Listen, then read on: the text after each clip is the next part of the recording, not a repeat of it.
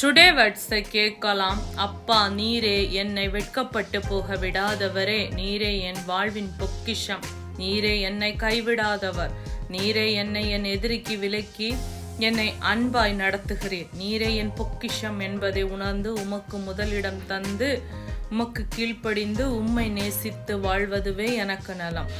உம்மை அல்லாமல் எனக்கு வாழ வழி இல்லை. நீரே என் காயம் கட்டுபவர், நீரே என் ஜீவ ஊற்று, உம்மையே நான் என் வாழ்வின் வழியாய் வைத்திருக்கிறேன். உமக்கு பின்னே நான் வருவதாலே நான் வாழ்கிறேன். நீரே என்னை வெறுக்காதவர், நீரே என்னை கைவிடாதவர், சற்றும் என்னை விட்டு விலகாதவர்.